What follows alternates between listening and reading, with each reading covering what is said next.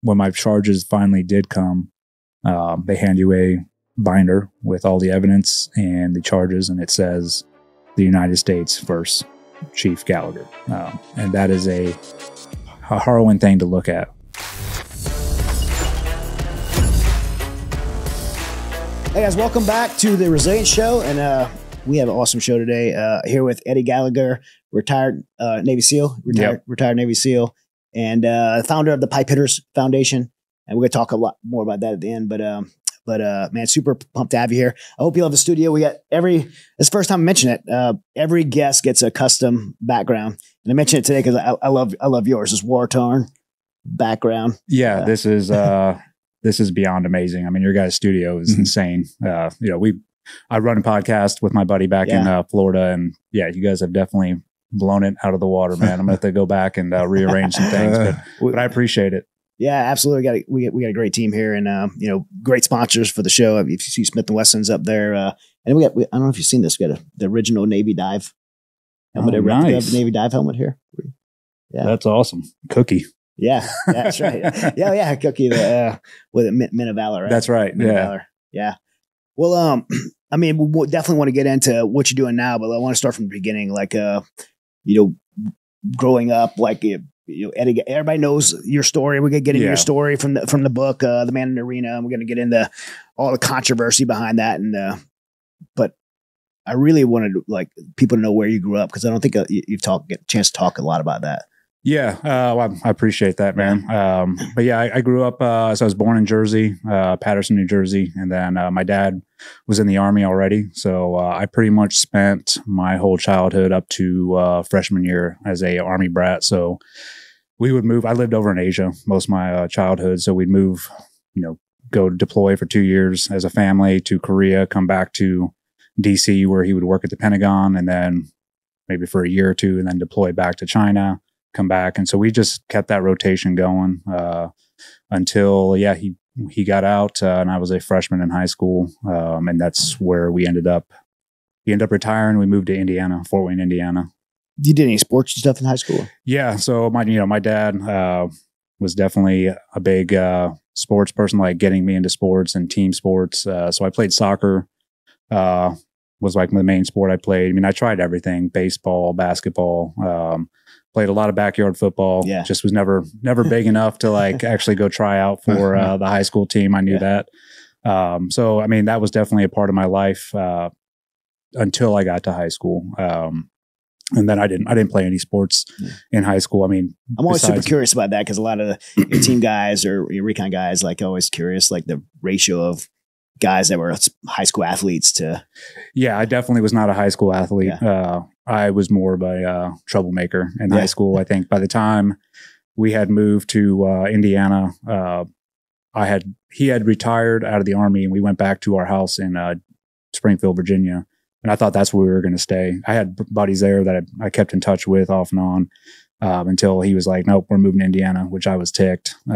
Just all I knew about Indiana was the movie Hoosiers. So I thought we were going to the cornfields. And but we ended up, Fort Wayne's the second biggest city there. So it wasn't anything like I thought, but I had a very rebellious streak in me at that point. So I think I started rebelling against everything he wanted me to do.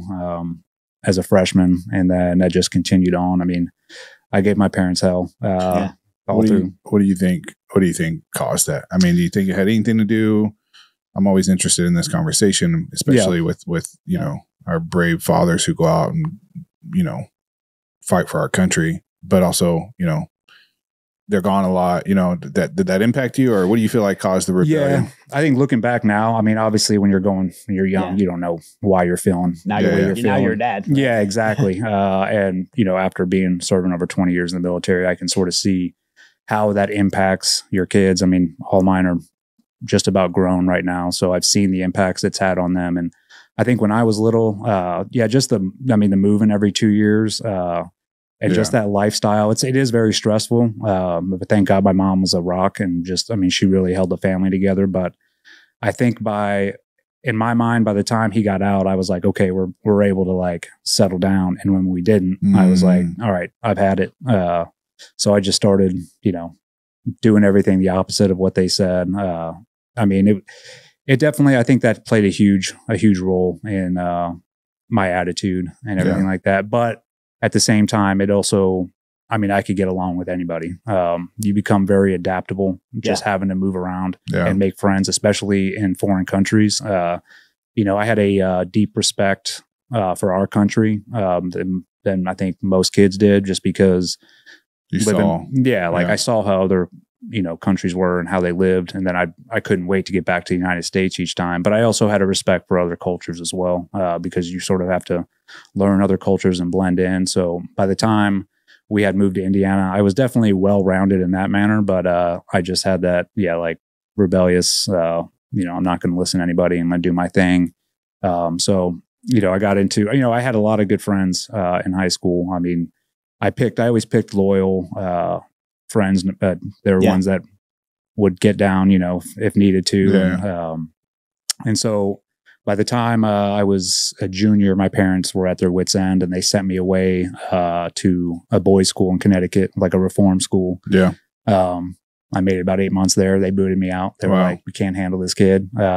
Came back, and it was just a fight to get my diploma, pretty much. You know, my old high school let me back in. I finished off there. And my parents were big on college, which is pretty laughable, you know, thinking back now. But they were like, hey, we want you to go to it was that same attitude, I think, from that generation. Like, you don't go to college, you're not going to make anything of yourself. Yeah, that was what was believed. So I gave community college a try for about half a semester, and then was like, yep, this isn't for me. And I think about half a year later, I ended up joining the Navy. Had you ever thought about the military before that? No. I mean, the military was always a huge part of my life, obviously. I mean, I think, you know, I look back now, you know, I've been out for 5 years, and then that 4 years that I was in high school, those are the only times the military hasn't been a part of my life. And actually it's a part of it now, just like your son. My son joined the Marine Corps. So, I mean, and it's my whole family they've all served. Every male just about has served in some form or fashion. That's awesome. It's definitely checking the boxes of the branches too. I was Army, and son's Marine, you're Navy. So Yep. And all my other uncles were all Navy, all naval aviators. Actually, who I'm named after is my dad's older brother. They're Irish twins. His name was Eddie, but he ended up dying of leukemia, but he was a fighter pilot in the Navy. So he died before I was born. So I was named after him. So yeah, it's a tradition, but I never thought about doing it growing up until I literally was like, all right, I'm either going to stay here and end up being like, I was hanging out with like 30-year-olds, just up to no good. And I just had an epiphany one night, and I'm like, this isn't, I'm better than this, you know? And that's, you know, I give the credit to my parents and grandparents, because they were always telling me that. They're like, you are made for more. And so I think that finally hit me, and I was like, all right, I'm going to go join the Navy. I want to be a SEAL, not knowing what that even entailed. I just knew I wanted to do something that people were like, oh, it's the hardest training, or it's impossible. I mean, even the recruiter's like, yeah, you won't make it. But he was like, oh, yeah, we'll get you the contract.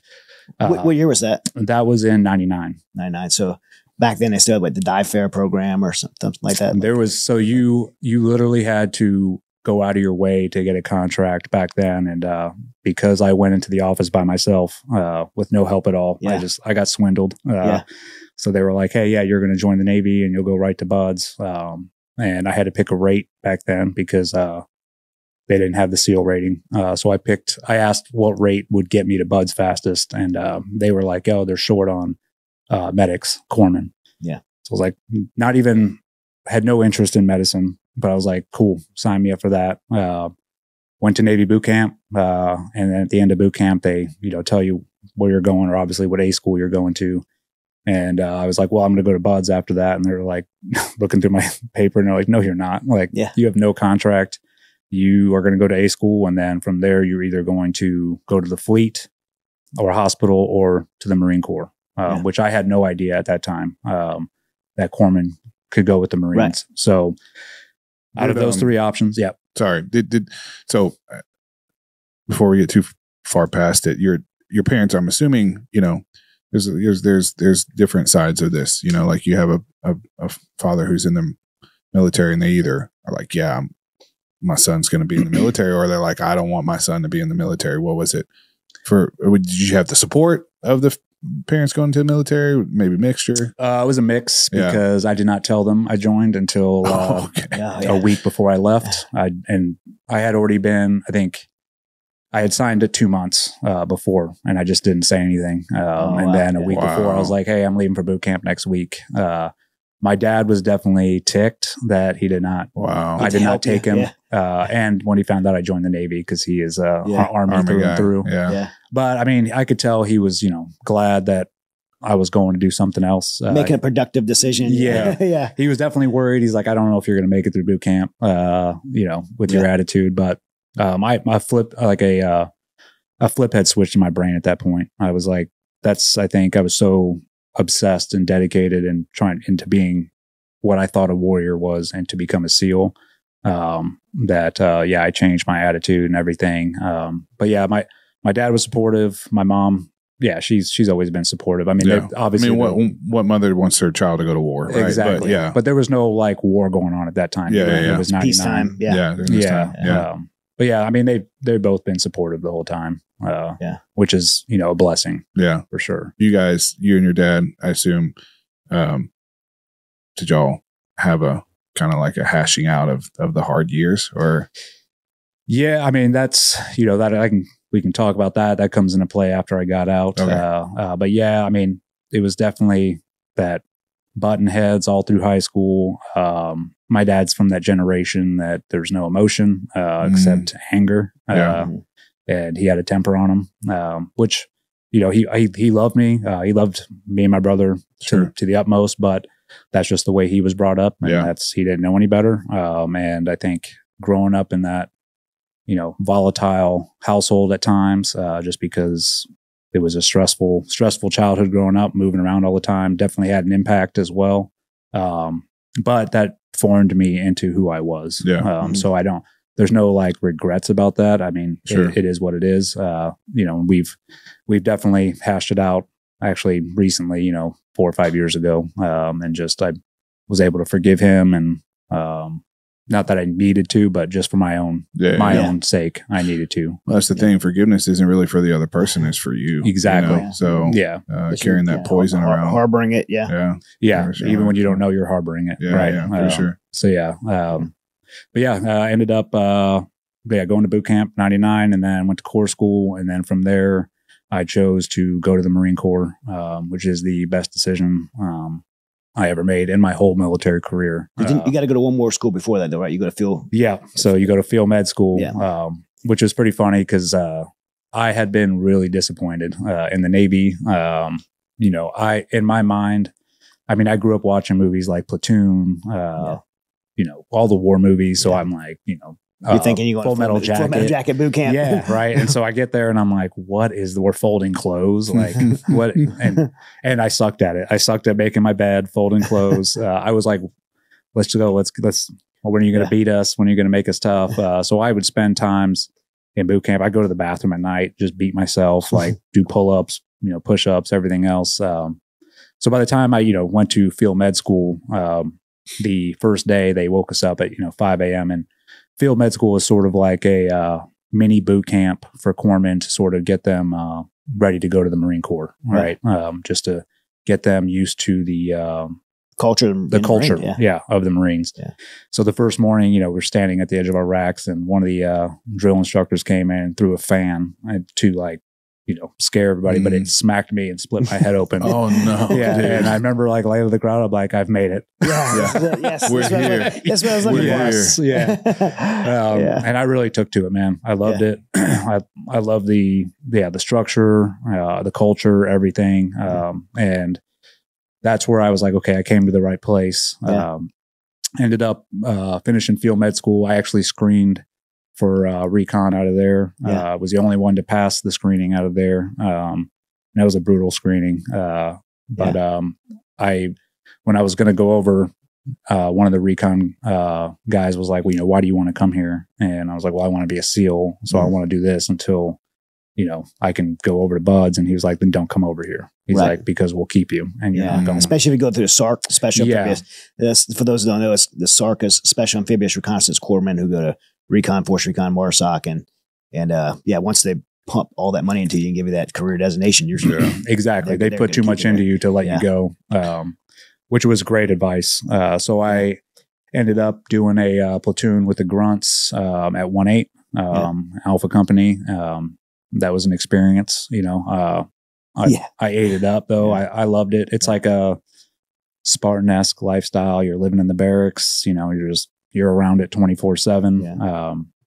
And I saw these guys running around the battalion by themselves, a little bit longer hair, just always training. It was state platoon.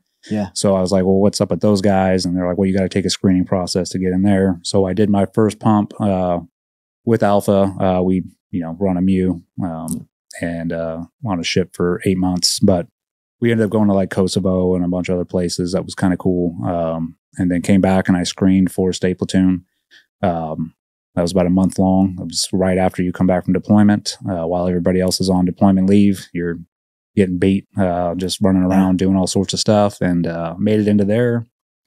And because I was a corpsman, you're really, you're the medic for state platoon, but you get to go train with the guys and do everything. But for the listeners, the state platoon is surveillance target acquisition platoon. It's the battalion level scout sniper platoon.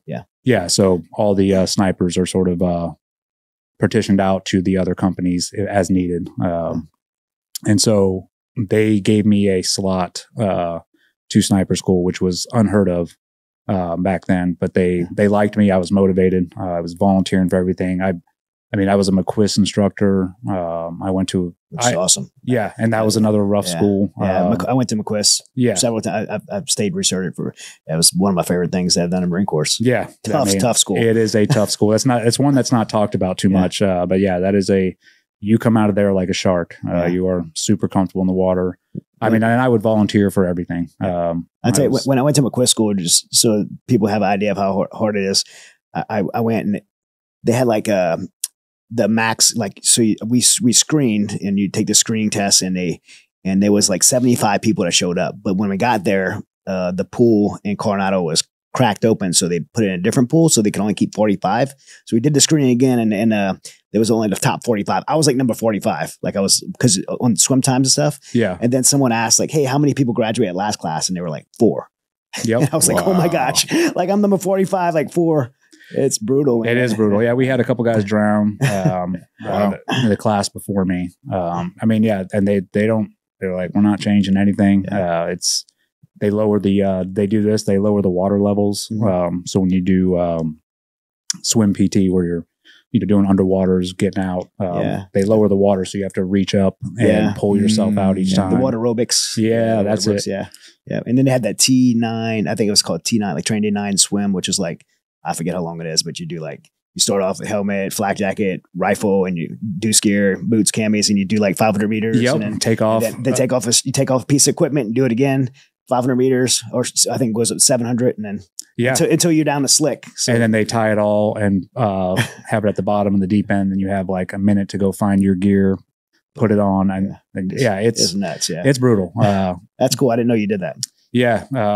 And that's why they liked me, because they were like, this guy is, will volunteer and do anything. So they offered me a slot I would be a medic for sniper school, but I was able to go through. And they told me from the get-go, they're like, you will not get credit. We're not going to give you a certificate. Yeah. But I didn't care. I was like, in my mind, everything I was doing was prepping me to go be a SEAL. So I'm like, dude, whatever you guys can give me. And plus I wanted to go for sure. Yeah. So I ended up going through sniper school, and, made it through. They gave me my hog's tooth. It was really cool. They took me out back afterwards, cause, I didn't go up with the rest of the students. But the gunny that was in charge, gave a whole piece about me, going through, and then they took me out back, and they're like, dude, you earned it. That's and cool. So it was probably it was better than getting a certificate. We, and 9/11 had already happened by this point. So we deployed, again, and this is when the invasion was kicking off. Where were you at when 9/11 happened? I was actually, you remember that moment? Like, yep. I was at Stone Bay rifle range. I was on the butts pulling targets, and I remember the guy that's, yelling out to pull your target or whatever just came out and was like, a plane crashed into, the World Trade Center. But everybody was like, what? It wasn't, nothing was making sense. We're like, what are they talking about? And then they said another one. Yeah. And then all hell broke loose. We got told to, break everything down, ran back to the barracks, got in the buses, got back. And at that point it was like, get ready, we're going to war. And then sat by our sea bags for months, waiting for our chance. But yeah, I mean, that's when everything sort of changed. You saw people that actually joined to go to war, step forward, and then the people that just joined heard this so many times, and they sort of took a step back and were looking for a way out. Which you'll have that. Sure. So yeah, we ended up deploying. I was on the Iwo Jima, and then we ended up 1-8, went into Mosul, but it was only for a short stint, 3 weeks, until the Army came in and sort of took over. And then we ended up going to Liberia when that mess was going on. I think the president had just been assassinated or something had happened, and there was nobody in charge. So we went there for about a month trying to, I don't even know, trying to keep the peace. Yeah. I mean, our colonel I remember our colonel was meeting with their colonel, who was a 16-year-old with a necklace full of ears. Wow. I mean, it was just, no rules. So we were there for about a month trying to keep the peace there. And then by the time I had got back from that deployment is when I got my orders to Buds, and pretty much went directly there probably a couple months after. You felt like being, in the Marine Corps or, that time got you ready for Buds? Oh yeah. I mean, after, looking back now, and I knew it sort of while I was in the Marine school, Scout Sniper School, just the Marine Corps in general just set me up for success. And that's why that is my favorite branch. I have more respect for the Marines than anybody because they refuse to change their culture out of all the branches. They haven't really backed down. And their mentality, they've proven themselves over and over the past 20 years. Like, you send the Marines in, the job's going to get done one way or the other. And those guys are putting it out there, especially the infantry, the grunts. I got just nothing but respect for them. And I feel blessed for the 4 years that I got to spend with them. It really developed me into who I was before I went to Buds. And so when I showed up to Buds, I was definitely more mature. That's what I was gonna say. You got a lot of guys straight out of high school, very mature, not military season. You show up there after 4 years in the Marine Corps, it's gonna be totally different. It was, and then I had students there sort of looking up to me because I had experience. I had a combat action ribbon already, which was unheard of. Even the instructors, which didn't go over very well a lot of the times at the dress blues inspections. But I mean, they had a respect for it, but at the same time, there was a lot of instructors that didn't have it yet, and they were heartburn. So I got a little extra love, but I think it was out of respect. But yeah, I definitely was in sort of a leadership position there, went naturally just because I was a little bit older and had already been to combat. And so a lot of the guys were asking me questions and everything, but in Buds, none of that matters. If you're watching and wondering what I'm holding here, this beautiful piece of equipment, this is the Smith & Wesson Volunteer. It's one of my favorite firearms from Smith & Wesson.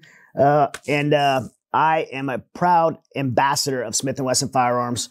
I have been a lifelong fan of Smith & Wesson.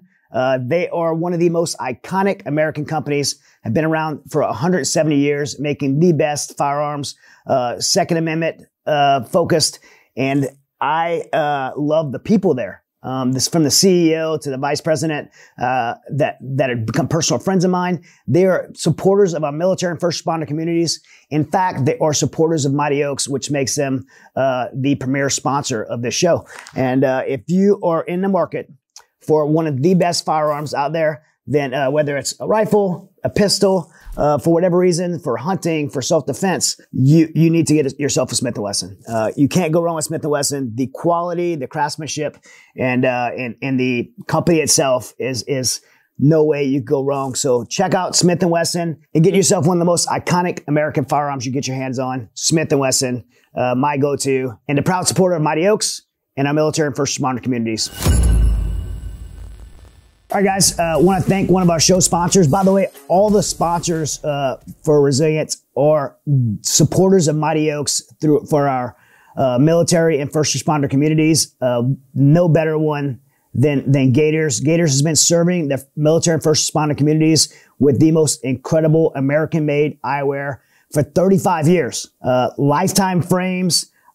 Before I got involved with them professionally, I wore Gators all over the world through military operations. The ballistic lenses are something I really believe in. The aluminum frames, just the clarity of the lenses, their polarization. I wore them for skydiving because they have a polarized lens that allows you to see digital screens. And so for skydiving, shooting, you name it, all the crazy activities I do, I wore Gators. And then now I'm blessed to be in a relationship with them, and they're an amazing partner for Mighty Oaks.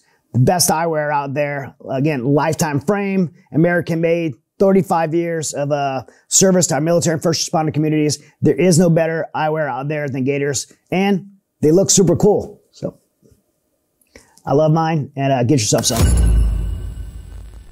So at Marine Corps, you're doc, right? If those, yeah, the corpsmen in the Marine Corps, they're doc, and now you go to BUD/S. Like, were you kind of had that corpsman hat there as a student? Yeah. So when you go to BUD/S, if you are a corpsman, you're in charge of the class that you're attached to medically. But luckily, there was probably like 4 or 5 corpsmen in my class. Yeah. So we got to split, the responsibilities up a little bit. Which is a lot, right? Because you get students getting hurt and cellulitis and chafing and bronchitis and all the things that... Everything. Yeah. Yeah. I mean, and that's the thing. And in reality, it's like this, if you're a student and you're a corpsman, you're not really doing much. You're like, yeah, you're jacked up. Go to the actual medics. Like, I'm trying to survive too, buddy. Yeah. But yeah, I mean, you had that all throughout, and yeah, BUD/S was what it is. I got to hear about Hell Week. I always ask the SEALs. Sure. So I always ask if it's the monster that they play it out to be. Yes. Yeah. It is, and I can say this. I've been through different selection courses in different branches, and BUD/S is definitely the most physically challenging. But Hell Week, there's nobody has anything like that. Yeah. And I can say that not just from going through it, but I was a first phase instructor as well for about 1.5 years. So I put multiple students through it, and the way that week is designed, I mean, it's to a T, like to bring you to break you, but to make you keep pushing. And they have it. I mean, even the amount of sleep that you get, which is, 3.5 to 4 hours for the week, that is purposefully put in there because if you don't, you can die. It's because you're so cold and wet and just beat down. So yeah, I mean, it's they've figured out the bare minimum. Yeah, for sure. They try to mitigate as much, risk of, people getting killed or injured, but and the reality is if you want a certain product, you got to have that, that risk there, I believe. Yeah. So, I mean, it's brutal. It's one of those evolutions where, I mean, it makes you push yourself to a certain point that you couldn't imagine that you'd ever be, and then keep going. By the end of it, you're a robot. You're like, I'll do whatever, Yeah. That's the whole point, to know that like you said, you want a certain product, you got to know you're getting those guys out of there. I just had this last class. I got one of my students, I won't say his full name, but one of those jiu-jitsu students, Joe, just graduated, and it made me super proud to know that specifically, like, whatever he did through BUD/S and SQT, like, just made me super proud of him that he made it through Hell Week. Even I haven't been through Hell Week, just know that he made it through that. Yeah, Hell Week is the pinnacle. I mean, you can still get dropped afterwards. You still, I mean, Hell Week is the 4th week, I believe, and they might switch it back and forth between 4th and 5th week. And then you make it through that, and that's like what's on everybody's mind when you show up to BUD/S, like, oh, here it comes. And then afterwards, they call it Hell Week depression because you get walk week after. So you literally allowed to walk for a week, everywhere. Where in BUD/S, you're running everywhere you go. And you wear tennis shoes because everybody's just swollen and beat up. but you get this depression, like, okay, I just made it past this like hurdle and I still have 4.5, 5 more months of this. And it does let up a tiny bit, but you are still under the gun for all physical standards, passing everything. And then each phase has its own like hell week type crucible. Like, second phase has pool competency, and that's a week. That's where everybody gets dropped as well. And then third phase is obviously you go out to the island for, I think, 3.5 weeks where you learn demo and shooting. You do land nav before that, but that at the island is another crucible because it's just you and whatever instructors are out there, and there's no babysitter. Yeah. What do you feel like mentally, physically? What is driving you in these times? Man, like I always, that question gets asked all the time. Like, what does it take for somebody to make it through a program like that? And you can speak to that to any special operations selection. Sure. Right? They're all super tough. Yeah. I just think it's, one, looking back now, it's God. God had a plan for me. I don't know what drove me to go that route. It wasn't like something where I've heard a lot of other team guys and they're like, it's something they wanted to do since they were, 8 years old. And that's, I literally woke up one day and was like, this is what I want to do. And I truly think that God was like, this is going to be part of your plan. And he just, I had an obsession. It was just put that in your heart, like bird your heart to do that. And I was obsessed. Like I didn't do any, like even when I was with the Marines, all I did was prep to go to Bud. So any off time I had, I was PTing, just smoking myself to prepare myself mentally. And I don't know, I couldn't, like, looking back now, I'm like, dude, I don't know where that drive came from. It had to be from God. Cause no doubt. Obviously we're all Christians here, no doubt, but I also find it interesting that, your story and the kind of the hardships that you had as kid. I know you said, and I'm not bashing your parents, I know they loved you, but there's obviously were some hardships and some frustrations, right? Chad, obviously your story, full of hardships as a child. Even, my story, I have a personal, we all have a story of like hardship. Yep. And it's like the person that can take that story and make it like an ability to become resilient, which is what this show is all about, to like harness the lessons that you learn in that to build a strong mind, body, spirit, and social environment. Those are the guys that can go and do things like what we're talking about here. Exactly. And so I'm like, the hardships, I got to believe that, like kids need consistency and structure. And so you found that in the military and you thrived off of it. Maybe not because you didn't entirely have that as a kid, but there was obviously some of that missing at some point. And so, psychologically and behind the veil and even through the Lord, the way he's working in your life at that moment, he's using these things in your life that most people would use as a victim story to be like your hero story. Yeah. That's definitely, that's, I think what a lot of the guys that go into special operations have in common is they all come from some sort of traumatic background that they were able to build resiliency off that, and then just broaden that resiliency going to the special operations community. Like just keep going and keep pushing themselves. And I think, that's definitely a huge part. There is a lot of guys in special operations that like had either like traumatic childhoods or states of rebellion, and just like facing rebellion in your life, or tragedies like loss of life and stuff like that. You just always hear that, or lack of parents, lack of presence with parents. And it's the guys that are able to take that and then keep pushing forward. And that's what I was. My son's in wrestling right now. My youngest, he's a freshman, and he got worked all year.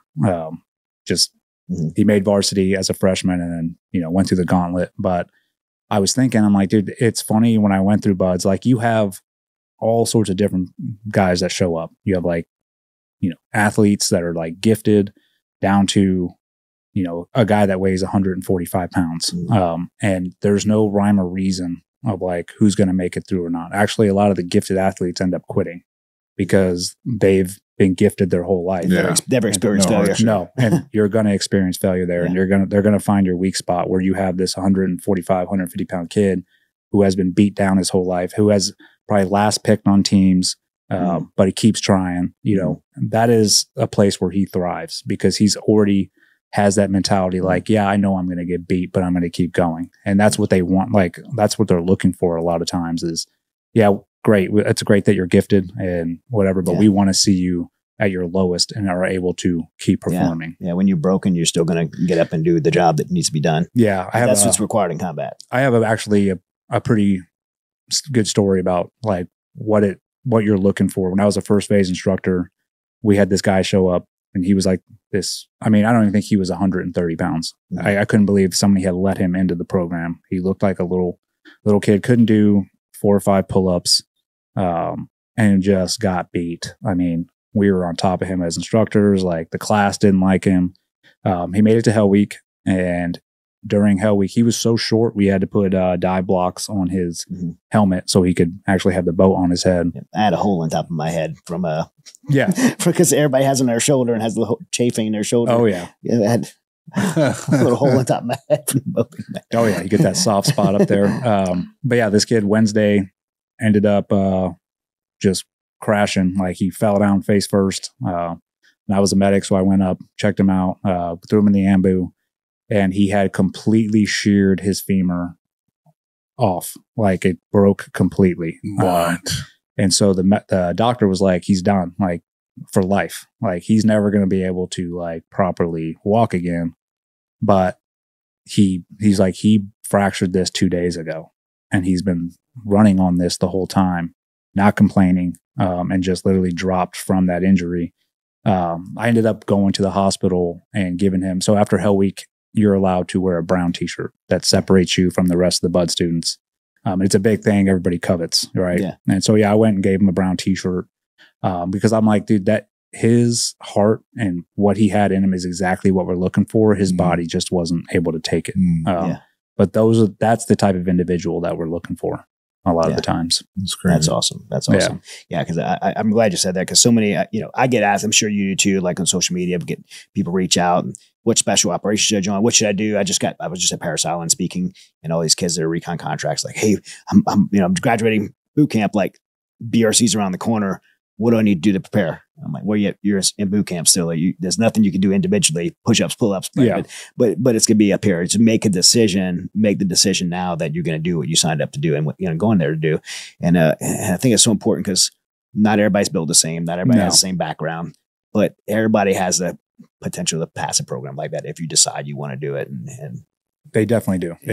And it's one of those questions that, and I get asked the same thing. And it's like, I can't answer that for you. Yeah. That has to be inside you. Like you want to have to do it. And I had to give my son the same talk. I'm like, don't do this just because I was doing it. Like this has to be your decision. Yeah. Yeah. Yeah. When you're laying on that and he's going to, your son's going to be down in Coronado in that same water when you're laying there and your teeth are shattering out your mouth from shivering. Like your dad's not there. No one else is there. You have to make the decision whether you want to stay there or not. Exactly. And this could be a conversation in your mind.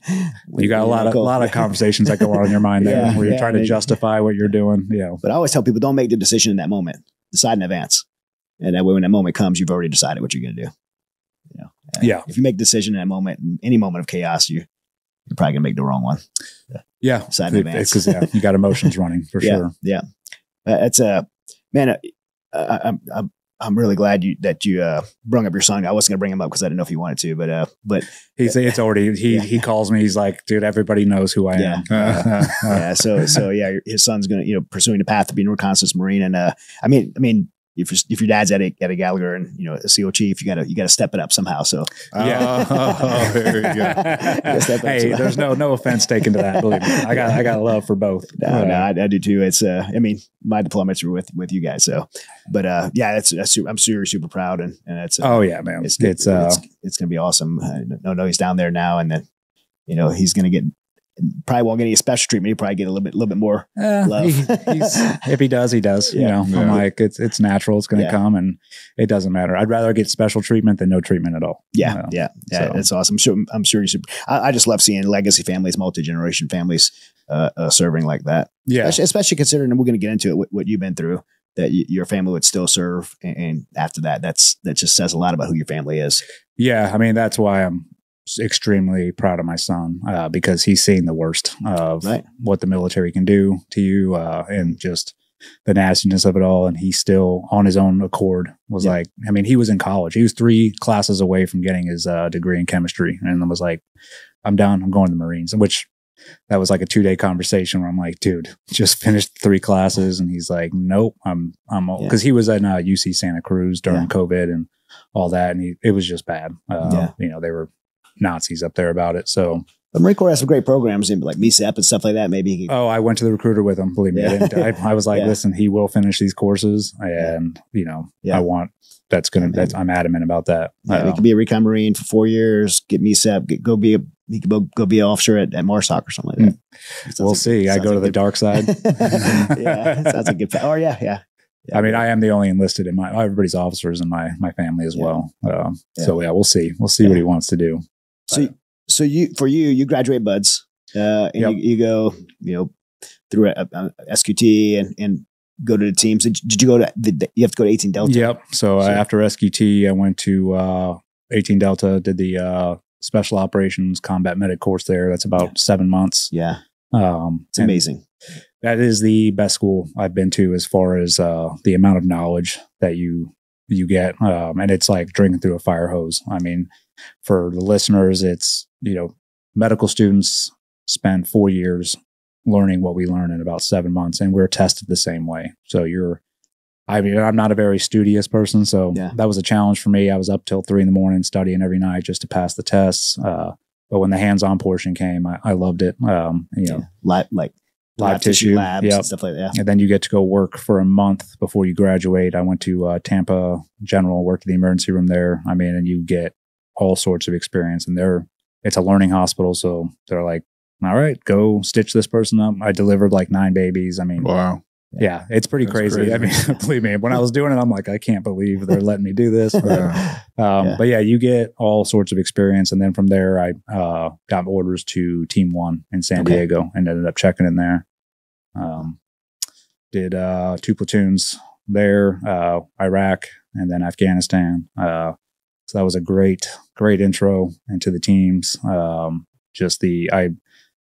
The guys that I had in my first 2 platoons, we're still, I mean, that's like my family. You know, we're still all super close. We all went in sort of different directions after those 2 platoons. Everyone stayed in. But that, I couldn't have been more blessed to like have that mindset around me with those guys, and just, they really prepared us for what was coming. So, I mean, our first deployment to Iraq was DA heavy. Just going and kicking indoors. It was sort of like the Wild West. Was this Fallujah? This was in between Ramadi and Hit, Al-Assad. So we lived in Hit. Al-Assad was like 2004. No. Yeah, 5. 5. Yeah, I lost one of my best friends in Al-Assad. Al-Anbar in 2004. Okay. Yeah, sorry, Al-Anbar. Yeah. Yeah. Our sister platoon was in Al-Anbar at the time. But we were literally traveling all over. It was whatever sources we were getting. They were like, hey, go hit this target. So we were just, I mean, it was good. It was good training. Not training. It was real world, but it was just a good experience. And, you know, everything was different back then. Everything was HR, just get into the house as quick as possible.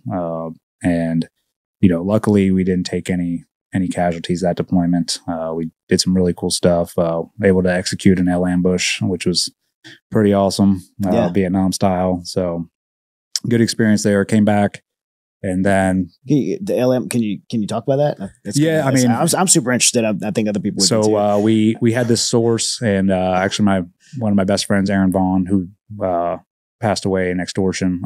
He developed this source, and they were, he got some Al-Qaeda dudes that wanted to buy some weapons to kill Americans, had them on video saying it, audio. So we went out and buried a cache of weapons, unloaded, but buried them, and then had the source tell them like, hey, I know where some weapons are. And we just hid in the tree line, an L ambush style, waited like 6 guys walked up, and we had them wait till they dug up the hole. And it wasn't until, each one of them pulled out a weapon in their hands, and we just smoked them. Yeah. Yeah, it was awesome. It was like, you know, straight out of the training textbook. Yeah, like 3, 2, 1, execute. Yeah. So yeah, that was really cool to be able to do that. And then, you know, there was some other cool stuff that happened at deployment, but the second deployment was really hot and heavy when we went to it. We ended up going to Afghanistan. And that was around 2008. Okay. Yeah. What area? So we went to Kandahar. We were doing the disruption ops mission, which pretty much any place that was harboring drugs or weapons for the Taliban, or they were using to store them, we would go out, find them, blow them up, and then usually that would start the firefight. Sure. Yeah. It was like a video game, you know. Go in, clear at night, and then usually by sunup, they're coming over ICOM, like, hey, we're attacking from the north. And we're like, okay, sweet. And we just set up on them. And I mean, usually just get into firefights all day long. Sometimes remain over days, 48 hours, but then fly back to Kandahar and then just go hit another place. So it was, do it all over again. Yeah, it was awesome. It was, everybody was having a great time. And then I think about 5 months into that deployment is when the coin strategy got put into place. The counterinsurgency and VSO was brought up, and we were actually one of the first SEAL platoons to do VSO. So we got sent out to Nabahar. Explain what VSO is for listeners. Village Stability Operations. So it is, and I'm completely in disagreement with it. Still am, was back then. But pretty much at that time, they wanted to come up with a new strategy to remain in place in Afghanistan, which is the reality of it, but to build the Afghans up, go out to these villages and train them, build them up, build rapport so they could defend themselves against the Taliban. Yeah. But let's not forget that we had just been going out to these villages and wrecking shop for the past, I don't know how many years. And then they're like, hey, now we want you to go out there and make friends with them.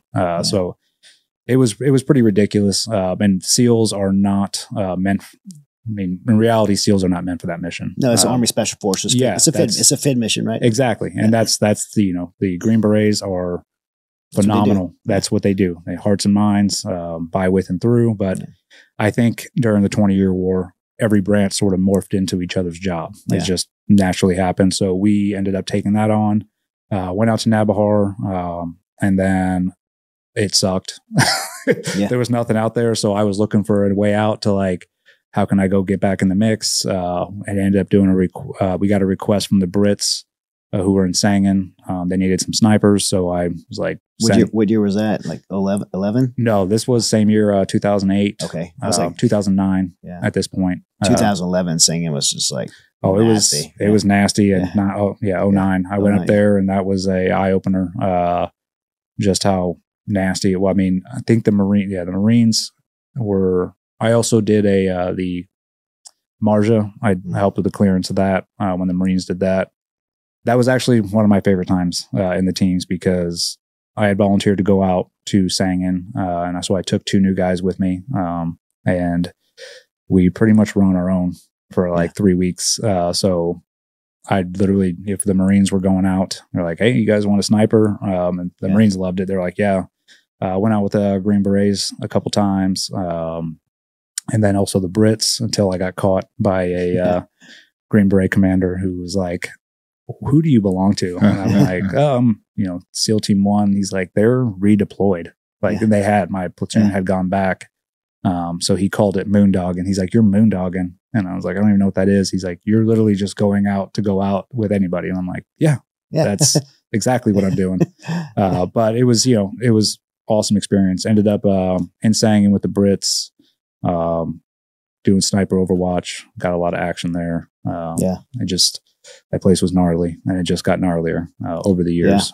But then went back, ended up redeploying back home, and then by that time I got orders to buds in first phase. They were like, "Hey, you just did 2 pretty rigorous combat deployments. Maybe you should take a break." And it was a smart decision. Of course, I didn't want to. I was pretty ticked at the decision, and my wife also was wanting it as well.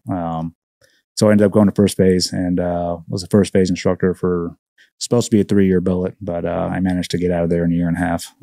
But that was probably one of the best places that I went as far as like gratification of work. You know, you're putting these guys through the selection process that you went through. You know, you get to hold the standard. You're pretty much, you know, the gatekeeper of what the community is expecting of somebody that passes through. So you also have to hold yourself to that standard every day. I mean, that's probably one of the most physically fit times in my life where you're running with the students every day. The only downside was, you know, no time at home. I think I was gone more then than I was in the platoons. And then when I was home, I was smoked. So my wife wasn't too happy about it, but you know, she's a rock. She put up with it. But I ended up trying out for Dev Group from there. Went to Green Team and just, didn't make the cut halfway and got dropped.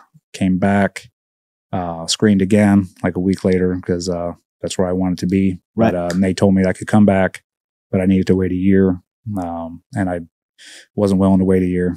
They wanted me to go to another training command, and I'm like, nope. So I jumped on the next platoon that was going to Afghanistan at 7. Went back to Afghanistan. Did the commando mission where we were taking the Afghans out, and then also a tactical overwatch is what they called it, which was going back to the old VSO sites that we had turned over and seeing how the Afghans were taking care of them, which they weren't. Right, they were all Taliban run by then. So that was good experience. You know, had some good ops on that one as well. And came back from there. Did another platoon to, we were supposed to go to Yemen, and then Yemen got shut down, ended up going to UAE, and spending the deployment there, which was a bust. Sure. Yeah. It drove me crazy. But getting good shopping in, go skiing. I didn't take any like enjoyment out of it, that was my mindset. I was actually pretty ticked, cause I even went to my master chief and I'm like, dude, what am I doing here? Yeah. I'm like, just send me home. But he was like, no, you have to be deployed. I'm like, why? But so I just got jacked for America. I was gonna say, if you go to UAE, like if you're in UAE and Dubai, just enjoy it. Yeah, do all the fun stuff. Looking back now, I'm like, dude, I should have taken. But I mean, guys were going out partying. I was like, nope, grinding, getting up, working out, training. That was just my mindset back then. I wish I would have taken more enjoyment into some of the places I went to, but I was so focused on wanting to go to war. So I ended up doing that deployment, and I was going to go back to Green Team, but they had offered me a platoon chief. They were like, "Hey, we want you to take charge of platoon." So I called a couple buddies at Dev Group, and they're like, "Dude, take the platoon. Don't come over here. Believe me, you'll be better off." So I ended up taking that, and that was my final platoon. We ended up... what team was that? This was Team 7 still, Alpha Platoon, and it was I was a platoon chief, didn't know anybody in that platoon. I knew one guy, and the word I was given was these guys were horrible. They did not do well the last rotation, and the master chief's like, "Hey, I want you to, get these guys on track, and sort of build them back up." So I was like, all right. And I went in there with sort of a no BS attitude. I was like, this is my standards. This is my expectations. This is what we're going to be focused on. And I told him, I was like, I want to go. I'd already done my research. I was like, we're going to Mosul, Iraq. I think that's going to be the next hotspot. That's what we're shooting for. And everything's a competition in the teams. So they don't like just choose platoons of, like, oh, you're going to go here, you're going to go here. They look how, platoons are performing all through workup. And then that's how you sort of get picked. So, I mean, we just trained our asses off, and it paid off. I mean, we did well during workup. We got high remarks from everybody. So we got to pick where we wanted, and that was Mosul, Iraq.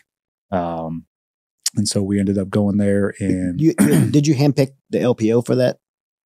Or that's the guy you knew, the LPO, lead petty officer for those. Correct. Yeah. So, I didn't handpick him. He was already next in line. Okay. And he had some prior. He was the only one in that platoon who had a combat deployment. Okay. Everyone else did not.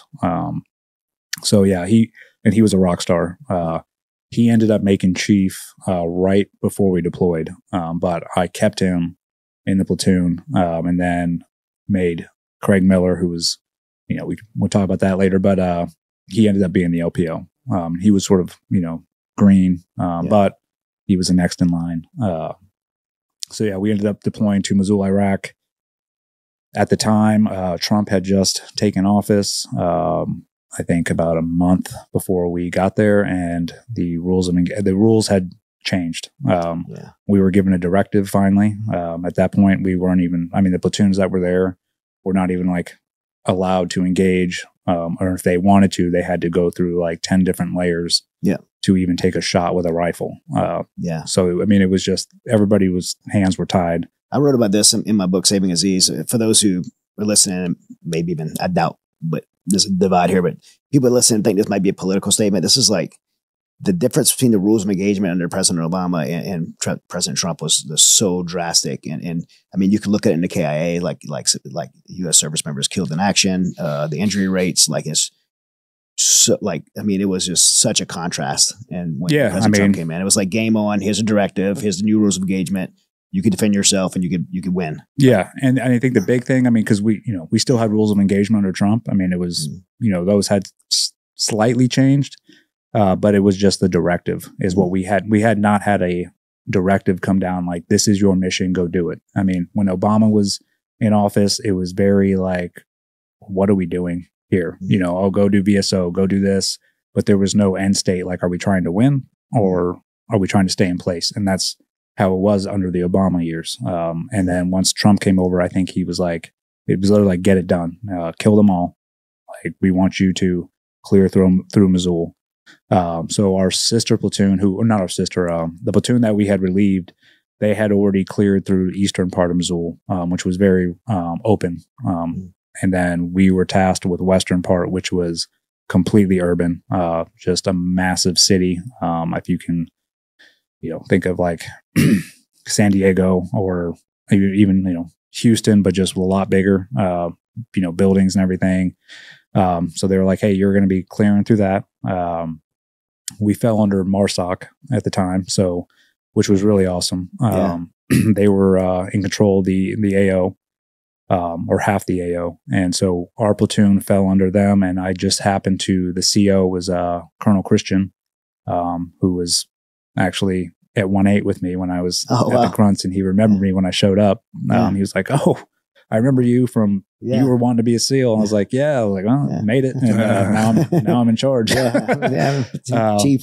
But he was awesome. That was probably one of the most phenomenal leadership, that I got to work for my whole entire career. The directive was there. He's like, take the partner force, go out, and get the job done. But the one stipulation, there was a couple stipulations where we were not allowed within 800 meters of the front line, because we were on an advised assist and accompany mission. So we were not allowed to be in the front clearing, but we were sitting in the back assisting when we needed to. And the partner force held the forward edge of the battle area. And so we worked with emergency response division, the Iraqi partner force, and they took heavies like I've never seen. They even that battle once we started clearing, it was medieval.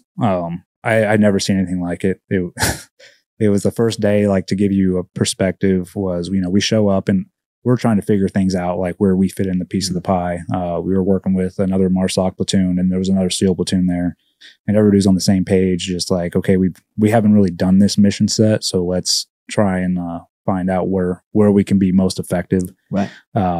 And the first day we go out, it's literally miles long of just Humvees and soldiers, and they're in a line, and we're like, all right, what's going on here? And they literally, some guy came over the radio, like, charge pretty much, and they just start driving across this. There was a airfield towards the city, and their IEDs going up. People were getting blown to bits, and they just kept pushing. It was somehow like Mad Max. And then, so we were tasked with, flying the UAVs, trying to find targets and either calling them in with air or hitting them with mortars.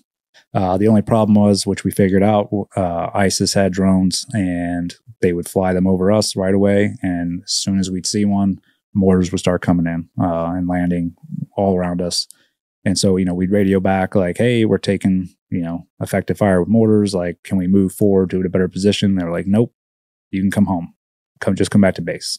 So we ended up doing that for about a week or two, and very frustrating. I was definitely frustrated about it. My OIC, who was awesome, was as well. So we decided to take the offensive. I was like, this is BS. Like, we're not a defensive unit. We're not getting anything done.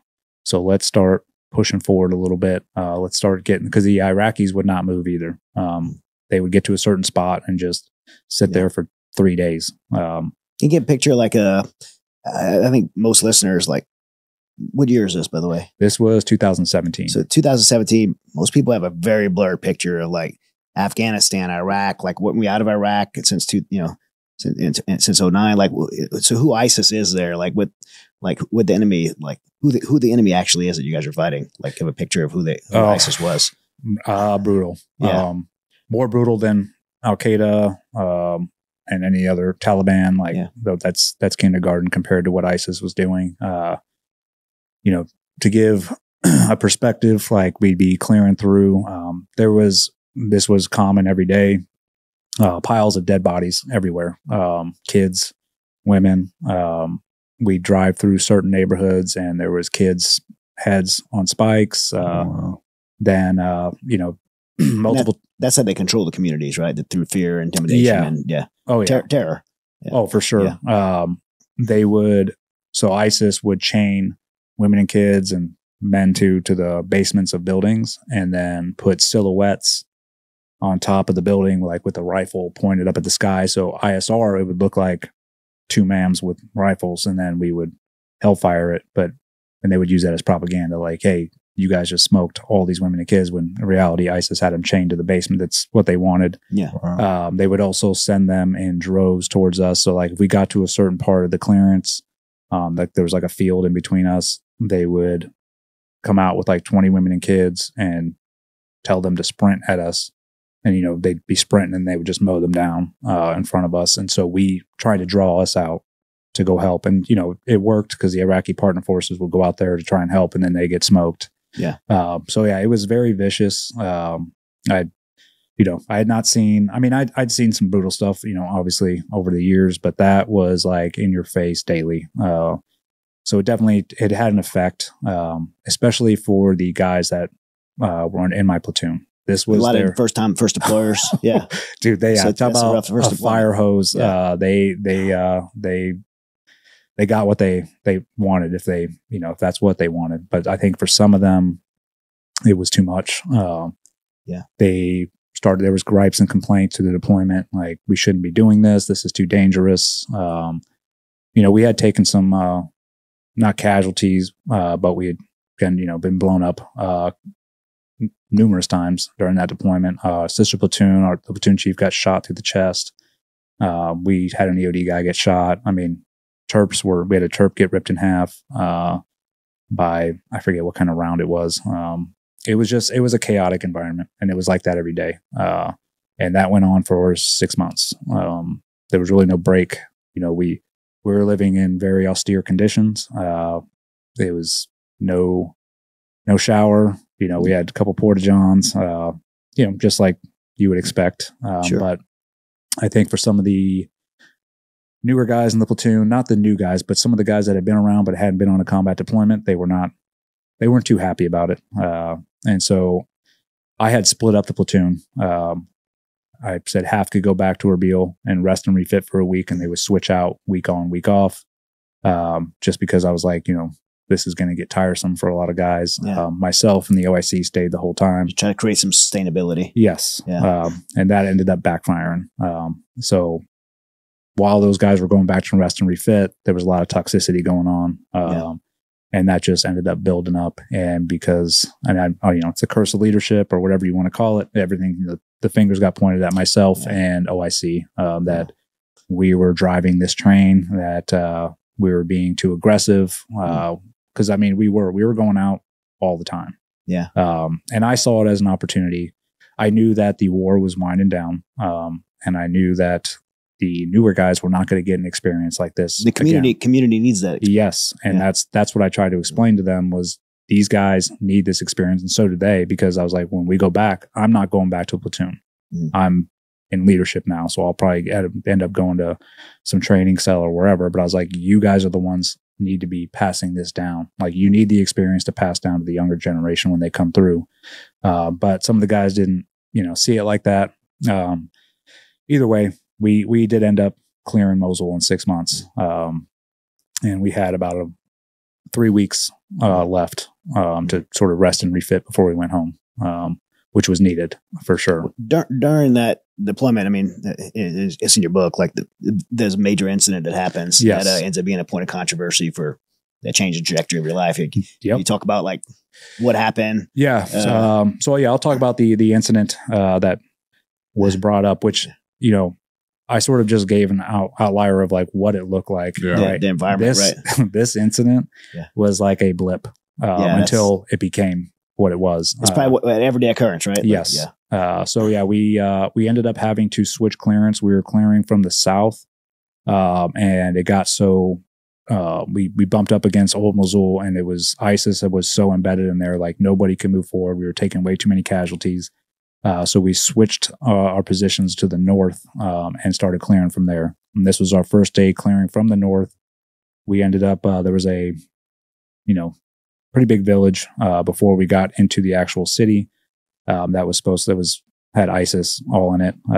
That was the reports we were getting. So we ended up setting up at like 5:30, 6 a.m. Behind this wall. We had our RGs and everything, snipers up, and it turned into a huge turkey shoot. We were supposed to wait for the Iraqis to start pushing forward. But it was like, ISIS was all over that village. We could see them running back and forth, setting up fighting positions. So we started engaging, and that went on for about a half hour. Pretty much took care of most of the problem. And then the Iraqis then started pushing through. There was one building that had at least 20 ISIS dudes in it. We could hear them on ICOM and everything else. So we ended up dropping a couple hellfires on that building.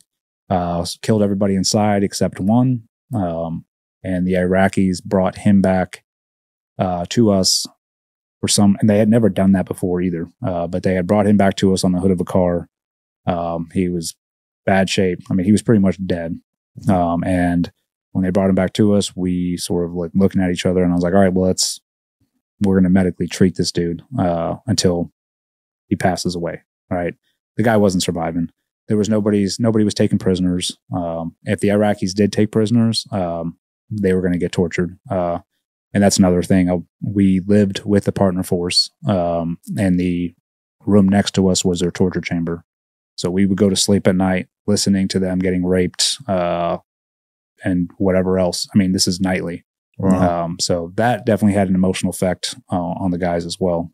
This your partner force doing, because that's what they do. Yeah, exactly. There's some savages. And so they brought this guy back, and we were like, let's just work on him until he's dead, which is what we did. We ended up giving him 2 chest tubes. I had criked him because he wasn't breathing. And those that don't know what a crike is it's a tube that goes in the cricothyroidotomy. It's pretty much a last ditch effort to get an airway. Then this guy needed it. He was not breathing. So did those 2. We ended up giving interosseous, which is a way to get fluid into the body through the chest plate, because we could not get a vein. I mean, the guy was on death's door. And that's pretty much what happened. But we afterwards, he passed, and we were told to stay out there for another couple hours. At this point, the firefight had subsided. We really weren't doing anything. And so you can imagine board team guys were sitting around. We end up taking pictures with the dead body. He was sitting there. It was all messing around. Looking back now, you're like, all right, wish I wouldn't have done that. But at the time, the mindset at the time was like, whatever, Well, people that hadn't been in that environment before, like, I mean, it's, police officers, firefighters, like you have to find ways to. Yeah. I mean, like you said, looking back, it's you know, we are the good guys, but at the same time, it's like you're in that environment. It's what guys do. Yeah. And when I say like looking back, like I'm not like saying like apologizing for it or being like, oh, it's just because of what stirred from it. Sure. Right? Yeah. But yeah, like there was no feelings. Like I still don't. That guy was ISIS. I mean, it was there to kill you. Yes. Kill your friends. And exactly. He joined the game, and the only way out of the game is death. And that's what happened. Yeah. So yeah, that was probably like 4 months into the deployment, and we continued pushing through. But there was like, so you did the Crike, but I think I read there's an incident where not an incident, but like this situation where you confirm he's dead, right? Eye flick. Yeah. So you did the eye thump, sternal rub, because the OIC was like, hey, dude, what's up with this guy? You know, is he dead or what? And so I went over, eye thumped him, and then I took a knife out and I just poked him in the ribs and didn't break skin, just like jabbed a little bit to see if I could get any reaction. Nothing. Somebody's faking it. They're going to. Oh, yeah. They're going to jump up. Yeah. They're going to make some kind of, movement. But yeah, he was gone. Yeah. So ended up, that was that. But after we got back to the FOB, which is the forward operating base, there was a meeting with the E6s, which is like some of the older guys. And I was not in that meeting. But evidently they were like, complaining about the pictures, which they were all in. Right. And then, they were like, oh, that was a war crime that we medically treated this guy to death. And there was really one guy, Craig Miller, who was the LPO. It was him and two other guys that were sort of pushing that narrative. The rest of the platoon's like, you guys need to watch your mouth. Like, that's nothing we did, was a war crime. And unfortunately, that kept going. They kept pushing that narrative. Unbeknownst to me, I knew that we did not get along. Like, I didn't like these guys and they didn't like me, but I was in charge, and just, we had a mission to accomplish. Ended up having like a meeting with them before deployment, like hey, come to Jesus, like, let's get everything out in the open. And there was, that meeting ended up fine. They really didn't say anything. They were just like, oh yeah, we're tired and, this and that. And so I chalked it up to that as well. It's like, this has been a stressful deployment, especially for guys who have not been to combat. I understand. But I told them, I was like, listen, we just need to drop all this toxicity and move on. This is not going to serve anybody well. And unfortunately they kept it going. When I got back from that deployment, I kept hearing rumors like the first month from other guys and platoons, like, oh, these guys are running their mouth about you, to everybody else. But they tried, from what I understand, they tried to like hit you in other things too first. Like that's all it was. Stick, right? They were trying to all kind of stuff that didn't stick. Like, yeah, like I wasn't. You stole my Red Bull, or yes, and it's embarrassing to like. Yeah, the petty complaints was, I was too aggressive. I'm dangerous, and that I'm a thief. I stole a Red Bull from one of them out of a fridge. And they went to the command with this, and the command was like, none of this makes sense, because I got really high remarks from MARSOC. I got number one chief at the platoon. And they were like, listen, this isn't like a command problem. If he stole a Red Bull out of a fridge, solve that at your level. But unless there's something else, and they kept telling them, like, is there something else here? And they were like, no. And eventually, I'd say 4 to 5 months after that deployment, they came back and were like, we have something. He committed a war crime. 4 to 5 months later. Yes. So at this point, I was already at my new command. I was the senior enlisted advisor at the training detachment for urban combat. Yeah. I get pulled out and told that I'm under investigation. I get pulled out by the master chief, and he's like, hey, we can't have you instructing. You just got popped for you're being looked into of law of armed conflict. And I was like, okay. I was like, well, what is that? And I'm like lost at this point. I'm like, well, what do I do? I've never had this happen. Or he's like, oh, and he from there, it was like, he shunned me. He was like, you're on your own. I'm not going to help you. I'm not going to tell you anything. And he told me, he was like, if you did what they're saying you did, you need to admit it right now. And I was like, I don't know what I'm being charged with. What are they saying I did? And he's like, well, I'm not going to tell you. So at that point, that shunning just kept happening week after week. They moved me from my place at the training detachment to a supply place. And then from there to somewhere else to where I was like, then by myself. Guilty until proven innocent. Right? Exactly. And, and I knew what was happening. I had seen this happen and play out with other guys before, but there was just nothing, no leadership would talk to me about it. Everything was very. Who'd they take I guess, first of all, what's the accusation? Who'd they take it to? Like, to get it spun up like that? These guys went to the command. They were like, this is, 4 to 5 months later. They're like, hey, he murdered an ISIS prisoner.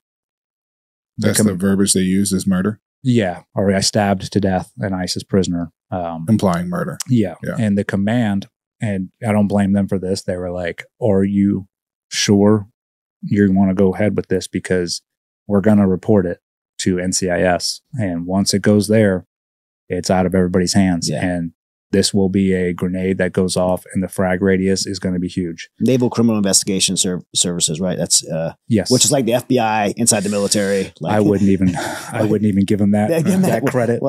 They are the bottom of the barrel when it comes so guys that try out for the FBI or CIA that don't make it, they go there. They go to NCIS. They're toy cops. It's the investigative body for the military. Exactly. Yeah. NCIS is Marine Corps and Navy, and then CID is Army. That's right. Same thing. Yeah. Same job. But yeah, so NCIS, they reported to NCIS, and that's where it skyrocketed. A NCIS agent by the name of Joel Warpinski took the case, and this guy was a mixture of ambition and incompetence and wanted to make a name for himself, and he made me the target. So at this time, I was still being shunned and waiting, being told to wait to see what happens. My house got raided. My wife and I were not home. They waited till we both were out of the house. My youngest was 8, and then my son had just turned 18, which is the excuse they made of why they raided my house. But they pretty much surrounded my house with about 25 to 30 agents that were armed to the teeth, I guess, had kitted up, long rifle, long guns. Up, yeah. Yep. Took my kids out at gunpoint in their underwear in the middle of the street in the neighborhood. And then you're active duty. I was at chief. Work. Yes. Yeah. You're a Navy chief at work. Yeah. On duty. At that same day, they came and got me, and NCIS came and got me that same day and brought me to an interrogation room. So I was sitting in an interrogation room while this was going on. I had told them right off the bat, I'm not going to talk to them without a lawyer. So they locked me in there for 7 hours while they conducted this raid. My wife ended up coming home about halfway through the raid because a neighbor had called her, or had called my daughter, who then called my wife. Was a search warrant for your house? Is that what it was? They obtained it illegally. They lied to the judge about what they had heard so they could obtain a search warrant. They had an FBI agent there that was present because they needed an adult in the room to make sure everything was being handled properly. But the big thing is, when they raided my house, they literally put the rifles in my kids' faces. And this is, after you've done this job, the little mistakes that can happen if you're not properly trained. So that was what drove me crazy. But your children and that just them having to have that experience. Yeah. I mean, I'm super curious. This may not matter to a lot of people. It matters to me. Were you live on base housing or off base? I lived in military housing the whole time I was there, but it was off base military housing. But yeah, it was military housing nonetheless. And they had blocked it all off. There really wasn't much of a difference if I had lived in civilian or military. They could have came and did the same thing. Yeah. And I had that same question actually after it happened. But yeah, they ended up doing that. I was furious. Went into work the next day. I demanded answers on why this was happening to me. Cause I was literally doing what I was told the whole time. Wasn't a threat to anything. And, again, no one would talk to me. The Master Chief of Group 1, he told me that I could go talk to a chaplain, and he wasn't going to talk to me. I had picked up Senior Chief, and he made me sign a paper. I would not be able to put on Senior Chief until this investigation was over. At this point, my wife and I were like, we're getting out. I was coming up on 20 years. I was 19 at that time. And so we chose to, this was actually before the raid is when we made the decision. But then right after the raid, about a week later, I moved them to Florida. We bought a house online, drove them out there, dropped them off, and then I was just going to geo-batch until my 20 years was up. So when I came back to San Diego, I ended up going to Intrepid Spear, the TBI clinic in Pendleton. And because I was like, okay, if I'm getting out, I want to start getting checked out. I had nothing in my medical record, which was not a good thing. I was like, come on, doc. Like, yeah, exactly. Better. Yeah. Was that mentality of being raised and not being a sick bay commando. Yeah. So I went there to get checked out and get, everything annotated. So when I got out, and I was there for about a week and a half, and then on September 11th, they came and got me from the TBI clinic, handcuffed me, and told me that they were ordered to throw me in the brig, which is military prison. No reason. No, I was asking every question, like, why? What am I doing? They're like, we charged with. Nobody could tell me. They're like, this is the orders coming down from the admiral. So they ended up throwing me in military prison in Miramar Air Station. Is it Warcom Admiral? Or? Yeah, it was, at the time it was Admiral Green. Yeah, so he was the Admiral Warcom. Yeah. Go to prison. And that's where, it skyrocketed. Sure. I got thrown in isolation for 3 to 4 days because I was basically, they thought I was Jason Bourne. They had me, anytime they moved me, I was shackled my feet and legs, and chain. Yeah, it was a joke. I was like, and no other prisoners were being treated like this. It was because I was a SEAL. And what people don't know about military prison, there's no bail system at all. And they don't need to. I didn't even have charges. I was about to ask, how does it work in that? You don't have a charge at this point? Nope. There's no signed warrant for your arrest? Nope. It can just be signed off by an admiral, like throw him in. They said that I was a threat to the investigation, even though I had done nothing. And when you're in there, I think about a week in there, they held I forget what the term is, but it's pretty much a kangaroo court to see if they can let you out. Some type of arraignment where they, But it's not even, it's a officer they pull from the base, and he comes in and he's pretty much the acting judge. And that was the first time I had seen the prosecution. They came in with the NCIS agent, and that is when I knew. I was like, this is crazy. They slandered me to a point where, they were just making stuff up. They said I was a fake Christian, but I went to church, but I really didn't follow those rules, that I was a drug mule, that I beat my wife. All unprecedented. Like, this is just what making you a villain. Oh yeah. And I just sat there and looking at my lawyer, like, how can they say these things? And he was like, this is the way it is. Like, you're not getting out. And there's no defense. So obviously the judge was like, yeah, you're staying in here. And that's when, like, the system is stacked against you. They hand you when my charges finally did come, they hand you a binder with all the evidence and the charges, and it says the United States versus Chief Gallagher. And that is a harrowing thing to look at, because it's like, this is the country that I have served loyally for 20 years doing whatever you asked me to. And now you're coming down, like, they're coming after you. And they have all the money, they have every asset, they have everything. Unlimited. Yeah. And being in the Navy, you're not making enough money to get a good lawyer.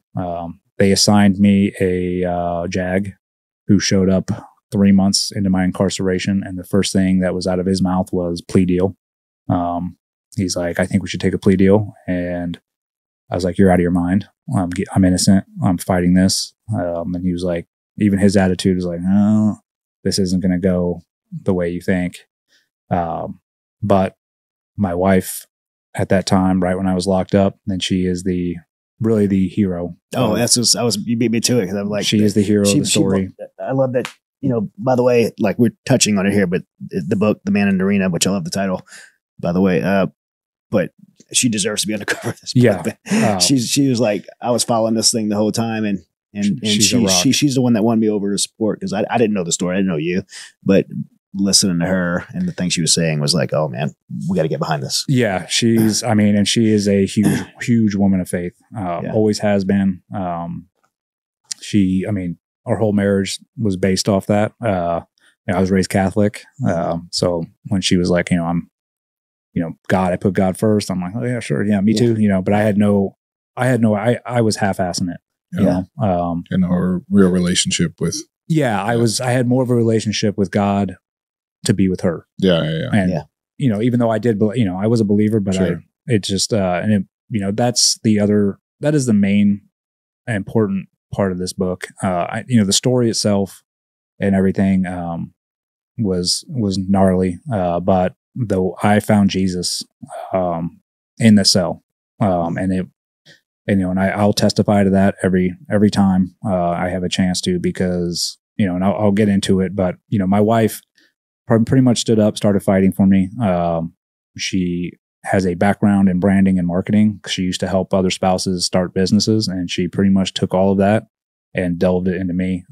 She went on social media, created this organic social media campaign called Free Eddie, and started putting out the truth about what was going on. Because at the same time, the Navy was leaking all sorts of misinformation to the New York Times, every other, and whatever I'll call it what it is, liberal media outlet. And they were just demonizing me left and right. So she was fighting back on her own, her and my brother both. My brother was going to Congress every day, trying to get people to pay attention, which was a lot harder said than done, and she is a reason. It'd been awesome if you had a SEAL in Congress that could have helped you out. Well, we can get into that. That was a little. Yeah, we can get into that. But yeah, she fought tooth and nail. She's the reason Trump got involved. Trump told me that himself. He was like, it's your wife that I saw, and that she's a good salesman, and you're her product. And she sold me. And, so it was during that time, she's sitting there fighting, left and right. I'm in a prison cell. I get one phone call, maybe a day. It's 15 minutes and it's recorded. And so you can't really say anything. And it was about 3.5 months in there.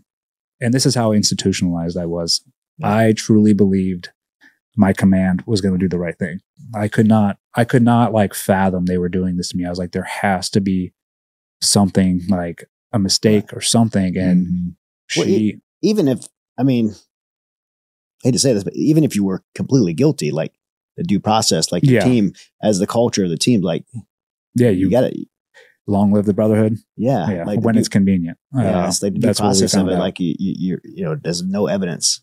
Yeah. There was the table. Nothing. And that is like the command was going around telling the rest of the teams. This was the Admiral and the Commodore, which was Captain Rosenblum at the time, literally went to each team and had all hands and told them that they had seen a video of me doing it. Oh, wow. Blatant lie. Mm-hmm. So you have to think, like, we're raised to believe leadership. Why would leadership lie to us? Yeah, Sure. So everyone was like, okay, oh, he's screwed. And in reality, none of that was true. And my wife knew that, and so did, a bunch of good friends that surrounded me during that time. So she was out, fighting tooth and nail. And did she get to meet with the president during this time, or no? President Trump just heard. She met with Trump Jr. But I think that was she was at an event. But yeah, we ended up meeting him afterwards, after I got out. But yeah, it was about 3.5 months in. I was on the phone with my wife, and she's telling me everything that's going on, and I'm like, still like, oh, well, what did the command say? What is this? And she just was like, let me tell you something. And she laid it out for me, and she was like, all these years we've stuck with you, all the deployments you've been on, because you've always told us it's a righteous thing, that you're doing this for righteous reasons. And she's like, and we believed you. She's like, now let me tell you something. No one is on your side. She's like, we are all you have. And that was hard to hear, you know. So I went back to my cell and sat there. I was in a real dark place, and I just gave it to God. I got on my hands and knees for the first time in my life, and literally put my arms out, and just said to him, take this, take it all.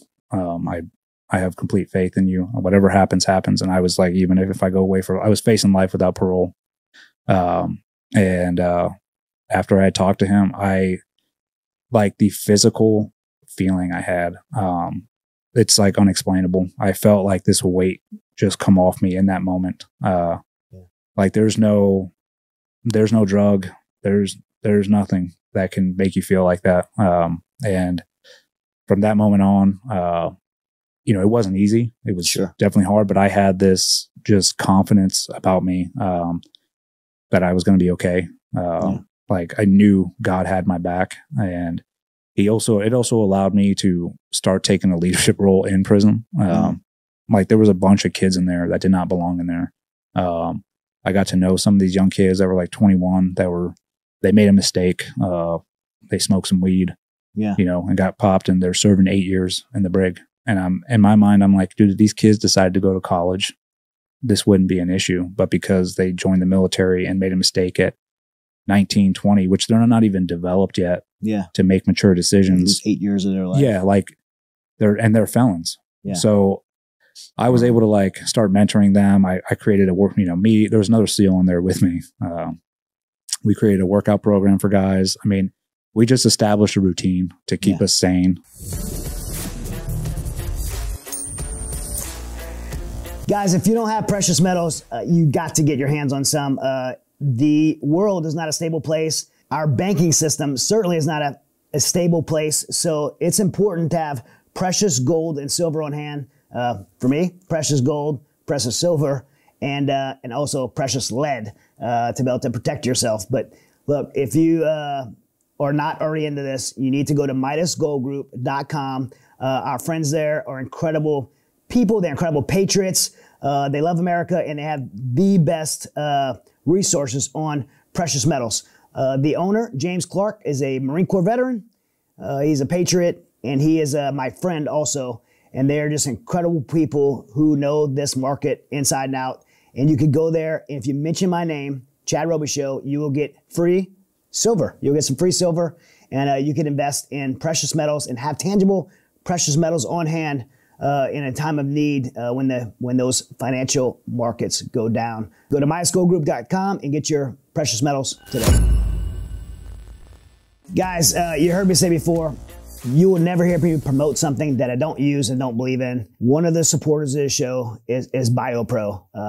I am a believer in this product, and offers you a complete growth factor profile. I mean, you're talking about improving your sleep, growing muscle, releasing your own growth hormones in your body, improving your metabolism, just bone density, the way you feel, your overall mood, your sexual desire, your libido, all these just incredible things that come naturally if you could trigger it from your body. As BioPro does that for you.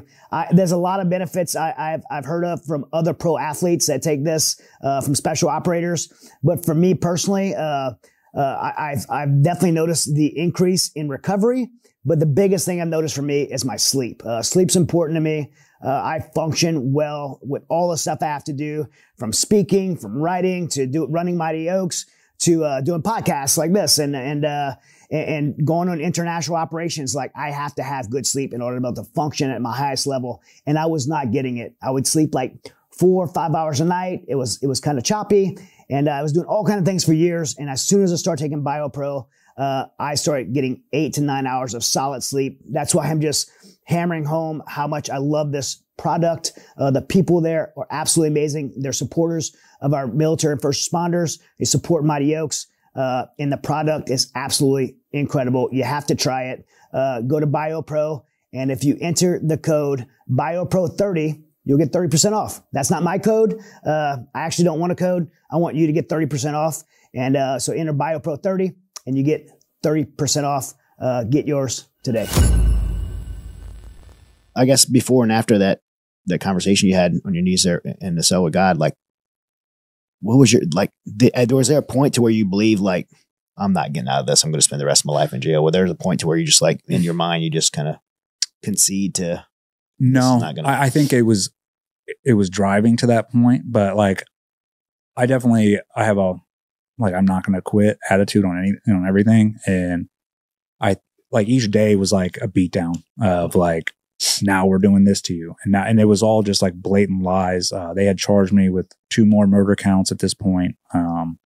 that was like out of nowhere. They had said I had killed some little girl and all of this stuff. I'm like, what is like, okay. And they would not allow me to see my lawyers. I wasn't getting the rights that I should have gotten, and other prisoners were getting. Yeah. The guards themselves. So there was 2 Marine guards that were awesome. And they were like, this is BS. But they had told me, they're like, your command in NCIS comes in on Mondays and has meetings with the guards and telling them to make you break, to do everything to you to make you snap. And so I was getting extra treatment in there, stripped down naked, getting, my cell tossed for no reason, it was ridiculous. I wasn't allowed visitation when other people were. So there was like a lot of things going on, but I would thank God those guards told me that, because then I was like, okay, this is a game. You aware? Yeah. They were trying to get me to break and I'm not going to. So I did a lot of biting my tongue, just clenching my jaw together and sort of taking deep breaths. And so, yeah, I mean, every day it was like a battle, and it's the best way I can describe it. It's like an emotional roller coaster, man. Like there's some highs where you're like, oh, I think, this is going to happen and we might be able to get you out. And then it dips down to like, nope, that's not happening. I was asking for a speedy trial, because I wanted to go to trial right away. I was like, I'm innocent. And they kept extending that. So I was locked up for 9.5 months, there. In that, like, I know you talked daily life of getting with the other guys and stuff, but was there like any forced labor, anything like? I wish. Yeah. So if you are a pretrial prisoner, which is what I was, you aren't allowed to do anything. You literally sit there all day in a chair. All they play is CNN. You have one TV, and that's all that's allowed to be watched. And I think that's purposeful. And that's it. But if you are a prisoner, then you are given a job in the prison. So those guys get to leave and go do whatever. But yeah, not for guys that are pretrial. Okay. It's almost worse because you're just like, you have no existence. Yeah. So 9.5 months and then. Yep. 9.5 months. Trump, got involved. He ended up tweeting to let me out of prison, and not to say, he wasn't saying I was guilty or not guilty. He's just like, let this guy out of prison so he can properly defend himself before trial. So the Navy, my command ended up backfiring on him, and they let me out, but then they locked me in a barracks room, and I had less rights in that barracks room than I did actually in prison. I wasn't allowed to leave. So it was like this big competitive game of, the command's ego versus Trump's. And that continued on throughout. Eventually when the prosecutor got caught spying, and just to give a little backstory on that, the whole time the prosecution was playing dirty games. They were leaking information to the media. They were putting out misinformation, lies. And then when we would try and call them on it in court, like we literally, and this is how, I'm not joking, this is how it goes down. My lawyers would be like, we have reason to believe that this is being leaked. And it was literally right there. Like stuff would be leaked to the media before we were even allowed to have it. So like these stories would come out. The judge would be like, okay, prosecution, are you doing that? No. Okay, move on. Yeah. Like that's it. And you had no chance to have evidence to prepare a defense for that evidence. No. At this point, your lawyers are still the JAG, or you? So I had 2 other lawyers under a nonprofit, United American Patriots. That's a whole other web. Yeah. But they agreed to take my case. I had actually contacted them before I was locked up, and just like, I was like, hey, this is happening. I don't know what's going to happen. And they're like, okay, yeah, we'll take your case. You don't pay a dime. We fund everything. And then I became aware very, very shortly after I was locked up that these guys had no intention of defending me properly. They were using my face, my name to raise money, and then they were keeping it. And they even started extorting my wife because another Navy SEALs fund raised about $300,000 for our legal defense, and that nonprofit's like, give us that money right now. And we were like, we plan on giving it to you after the trial, whatever's left over, but this is to take care of my family. If I do go away for life, I want them to have that money. They told my wife if they did not get that money, they would leave me in prison for another year before my trial. They actually told me the same thing. One of the meetings I had, the last 5 minutes of the meeting, they're like, hey, we're going to push your trial out a year. Like, this is nonchalant. And I'm like, what? And they're like, yeah. So I was like, I'm going to sit in this. I'd already been in 7 months at this point. And they're like, you will sit in, another year before trial. And they would threaten me with, do you want to go away for life or do you want to win? And we need time. And the reality of it is they just wanted to keep raising money, using my name. Wow. I ended up firing them a month and a half before my trial, which was a big decision. And then my wife had talked to Bernie Carrick. I don't know who you know. He was the police commissioner of New York during 9/11. He had reached out to my wife and was like, hey, if you need any help, I've been through this before. I read an article. I know this is BS. So he came on board as an advisor. We ended up getting Tim Parlatore, which was a lawyer that he knew. And he came on and it was like night and day difference. I mean, I came in with that legal team. And then eventually Mark Mukasey, who was one of Trump's lawyers, reached out and was like, hey, whatever I can do to help. And so we were like, bring it on. So I armed myself with the most lethal lawyers you could get, and they wiped the floor with the prosecution. But that's when the prosecution was caught spying. They sent spyware to my new lawyer, Mark Mukasey, and then also to Navy Times, because Navy Times was actually starting to print articles that were in my favor, because I think his name was Carl Prine, started figuring out the truth about what was going on. So they sent him spyware. So they sent spyware to the media. And they got caught red-handed. And so explain spyware? So they send it's an encrypted like emblem, and they sent it to, this is actually when Mark Mukasey came on board.